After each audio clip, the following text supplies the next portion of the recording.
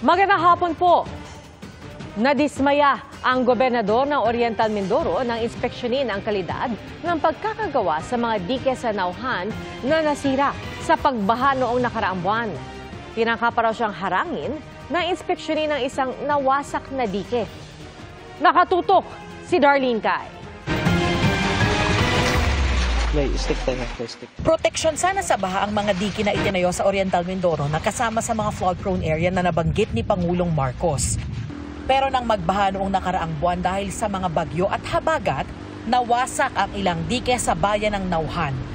Kahapon, nag-joint inspection ng provincial government at DPWH Mimaropa sa mga gumuhong flood control project. Pero sabi ni Oriental Mindoro Governor Humerlito Dolor, nang susuriin na nila ang nasirang dike sa Barangay Mulawin, tinangka silang harangin.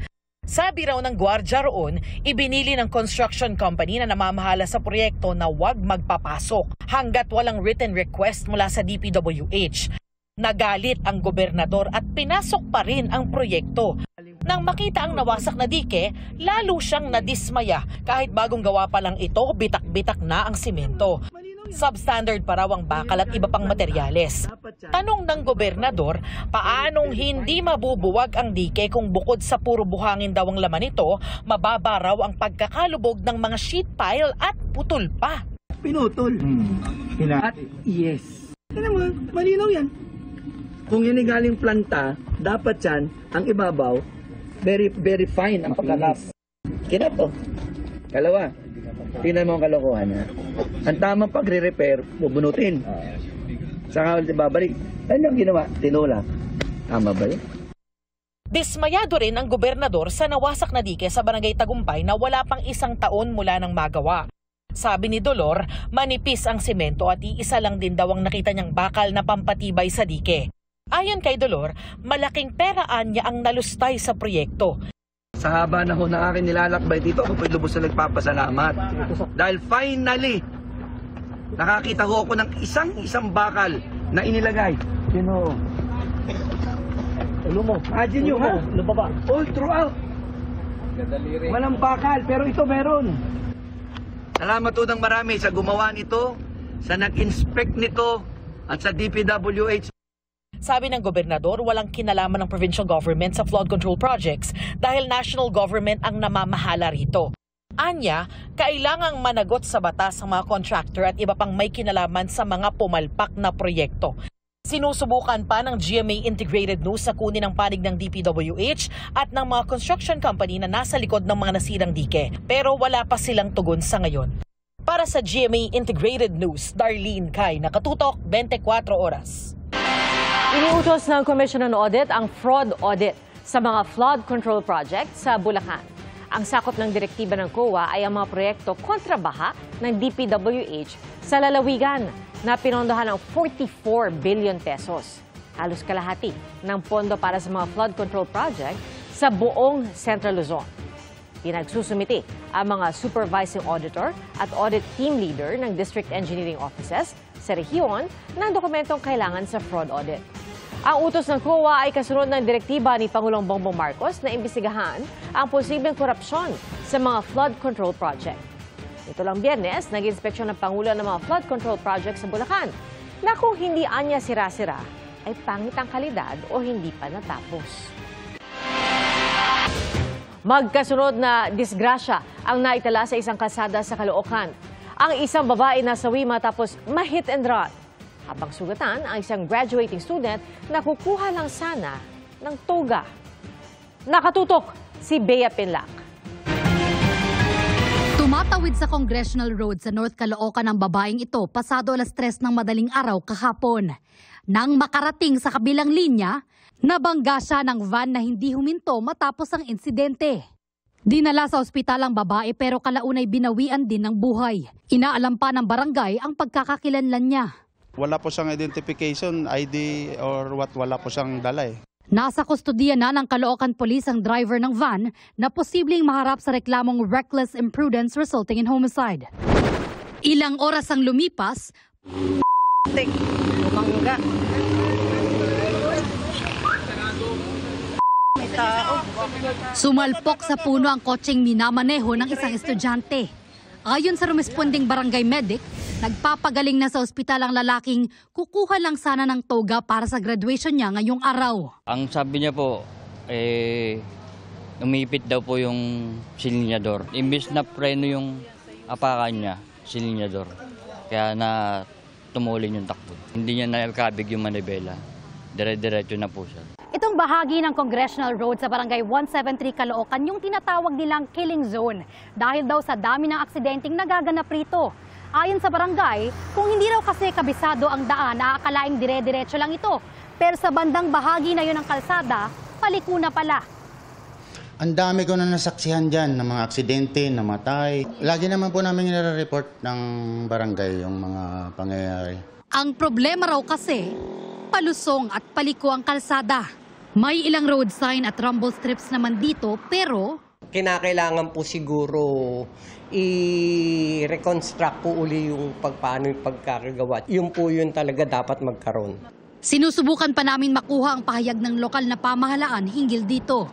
Para sa GMA Integrated News, Bea Pinlac, nakatutok 24 oras. Dumami pa raw ang mga barko ng China na namataan sa West Philippine Sea matapos ang banggaan ng mga barko ng China Navy at Coast Guard noong isang linggo, habang hinahabol ang barko ng Philippine Coast Guard. Nakatutok si Chino Gaston.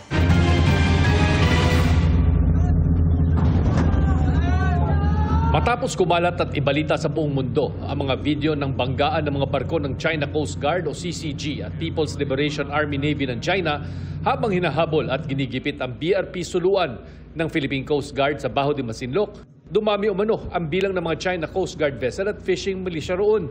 Noong August 14, kinumpirma ng Philippine Navy na may 7 CCG vessels at 13 Chinese Maritime Militia vessels na nagbabantay pa rin sa Baho de Masinloc. Habang ang BRP Teresa Magbanwalang ng PCG ang nagpapatrolya roon. Ayon sa National Maritime Council, posibleng indikasyon ito na maaring apektado ang China sa nangyari. Siguro ito yung isa ng pamamaraan para baligtarin yung nangyari kasi very embarrassing sa kanila. And they want again to project na their control para matabunan yung issue. May impormasyon din daw ang NMC na may pagluluksa sa China bagamat hindi malinaw kung anong dahilan. Sa ngayon, wala pa ring kumpirmasyon mula sa China kung may nasawing CCG personnel sa banggaan.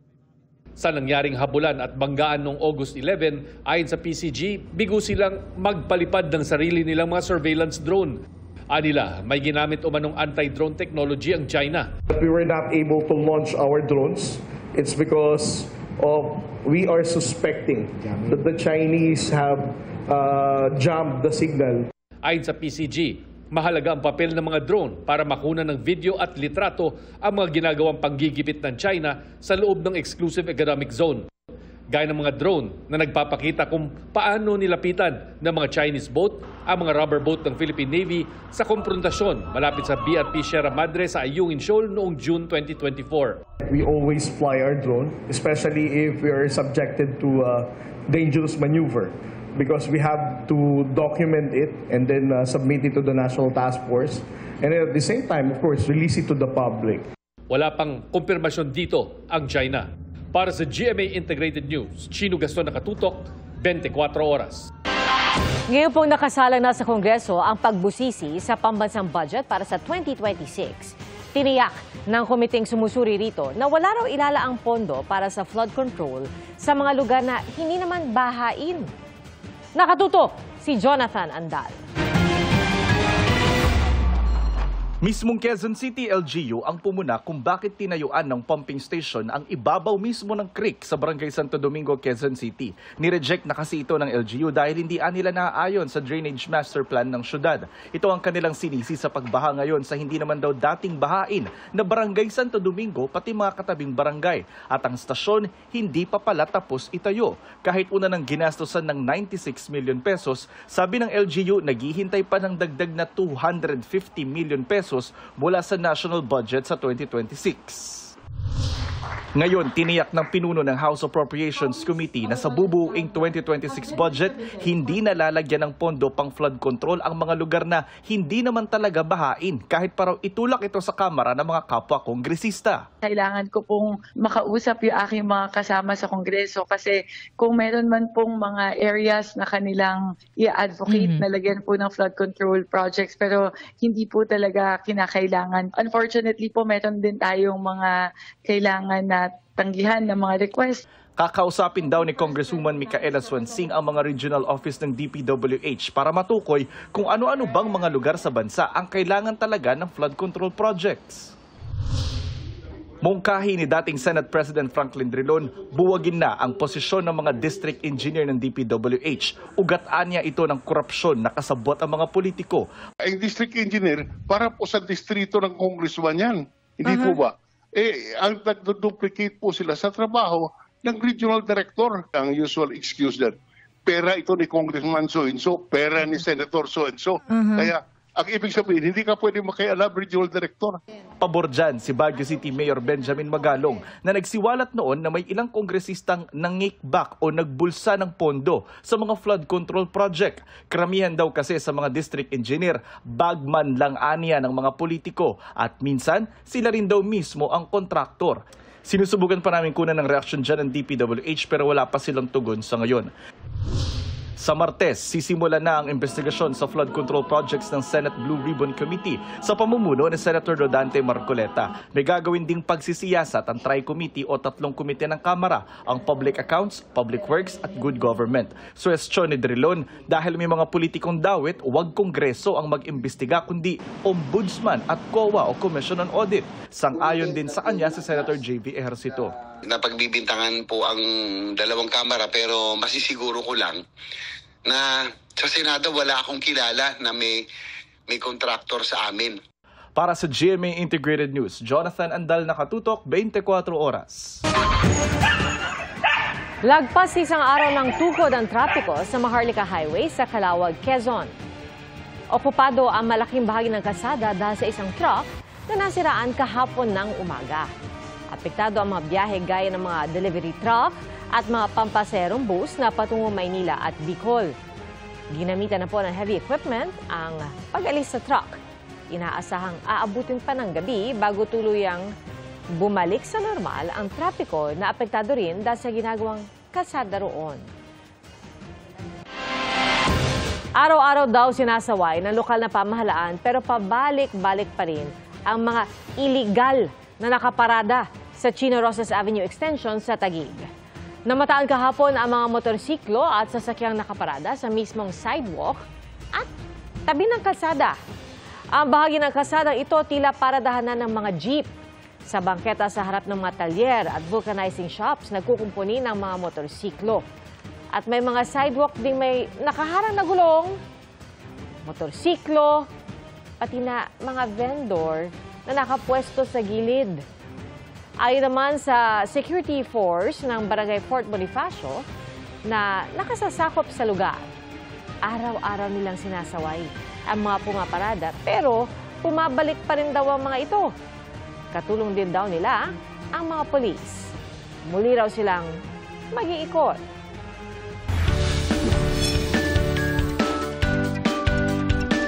Pagdating po sa mga bata, ika nga nila, start them young. At sa panahon ngayon, mainam na rin ang maaga at wastong pagtuturo sa kanila ng pagnenegosyo at pagiging masino sa pera. We can do this sa pagtutok ni Darlene Kai. Bata pa lang pero tumatao na sa kanilang sariling tindahan. Nag-iikot pa para ialok ang kanilang mga paninda. Nakatutuwang makita silang mga kidopreneur na lumahok sa event na ito sa San Juan. Ang magkapatid na sina Thea at Tyler, ages 11 and 10, nagtitinda ng chocolate-covered bananas. It's very exciting at the same time. It's a little scary. Sila mismo ang kumukuha ng orders, tumatanggap ng bayad at naghahanda ng orders. My dad came up with this idea. So when I grow older, hopefully in life I'll be successful. At a very young age, they'll be able to experience to interact with customers and then feel na they're selling and then receiving money and then the goods, trade, everything. The effort that goes goes into it, you know. I mean, it's not easy. Siyempre, kailangan ng effort, responsibility. May kasama namang science lesson sa mga paninda ng 10-year-old na si Mariela. Monarch caterpillars. There are the citrus kind, and they only eat the plants from their host tree. When you get a kid from us, you have to make sure that you always take care of the case. So you have to make sure that it always has food and it always has water in this little tube here. Batay sa isang survey ng Okta Research, maraming Pilipino ang gustong magnegosyo kung mabibigyan ng pagkakataon. Kaya mainam daw na mabigyan ang mga Pinoy ng pagkakataong magsimula habang bata pa lang. Si John Gabriel, age 11, may natutuhan daw sa pagtulong sa kanyang tita Evie na magbenta ng damit at accessories sa may hobby. I've learned that life really is not easy, and I've learned how to work harder, and just show no hesitation. By life not being easy, do you mean earning money? Yes, it's hard. Understand that making money isn't easy pala. Hindi pala madali. So maybe they will be more prudent with their savings, with their baon. Higit pa sa pagkita ng perang itinuturo ng pagnenegosyo. Tinuturuan din ito ang mga bata kung paano maging malikhain, maabilidad, matapat at kung paano makibagay sa kapwa. Yan at higit pa ang nais ibahagi ng Kidopreneur sa mga bata at kanilang mga magulang. Para sa GMA Integrated News, Darlene Kai, nakatutok 24 oras. Showing na sa big screen ang 7 Kapuso short films na tumatalakay sa 7 Filipino core values. Pwede rin itong mapanood online. Ang kwento ng mga yan alamin sa chika ni Athena Imperial. Action! Sa bawat kwento may aral. Sa bawat aral may pag-asa. 7 magkakaibang kwentong may kurot sa puso at aral sa isipan ang handog ng GMA Network sa ika-75 anibersaryo nito. Tampok sa Tres Marias, sina Mikey Quintos, Annalyn Baro at Thea Tolentino bilang magkakaibigan na haharap sa unos at susubukin ang kanilang pananampalataya at pagiging makadiyos. Pagkamasayahin naman ang matutunghayan sa Gigi, ang mga batang ginampanan ni na Ewen Micael, Shena Stevens at iba pa mula sa pagkahumaling sa gadgets, matutuklasan ang totoong saya sa pamamagitan ng laro at pakikipagkaibigan. Sa pagpupursiging maabot ang pangarap sa gitna ng hirap, tututok ang kwento ng raketera. Isa sa buhay ni na Althea Ablan at Patricia Tumulak kung paano maging maabilidad.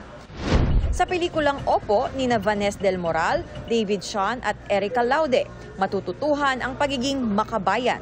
Isang ina ang nagpamana ng mga kulturang Pinoy sa kanyang mga anak sa pamamagitan ng tradisyon, wika at ulam na binagoongan.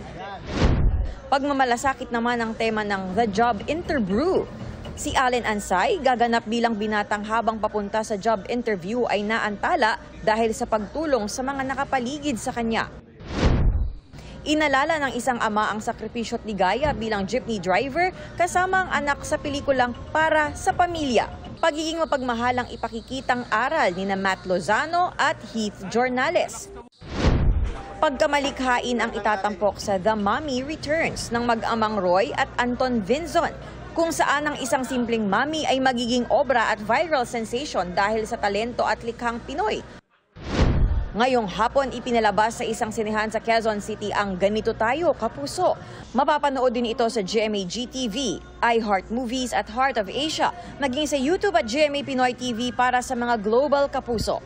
Athena Imperial updated sa Showbiz Happenings.